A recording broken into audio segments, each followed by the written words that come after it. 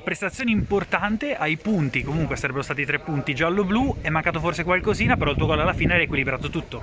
Sì, devo dire che nella prestazione mia personale non è stata all'altezza oggi, devo essere sincero che forse è stata una delle mie più brutte partite dell'anno, però all'ultimo sono riuscito a far gol e a portare il pareggio più che meritato perché oggi meritavamo di vincere, direi abbastanza, si vedeva anche abbastanza. Quindi più 2 punti persi che un punto guadagnato, No, dici. per come si era messa la partita, alla fine è un punto guadagnato perché comunque far gol all'ultimo non è mai facile, però la squadra ci crede sempre fino all'ultimo e se devi mettere i punti alla tavola, però bisogna dire che comunque meritavamo noi. Loro hanno fatto un rigore, un tiro e basta. Abbiamo tenuto il pallino del gioco noi tutto il tempo. E come ho chiesto al mister, un bilancio di queste prime 4 partite?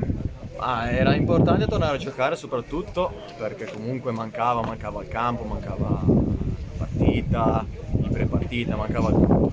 Adesso piano piano ogni partita ci mettiamo sempre più in forma per arrivare al 100% e vedremo poi andando avanti se riusciremo ad andare avanti. In chiusura una dedica per il gol? Ma lo dedico a mia madre, alla mia fidanzata e alla piccolina Greta.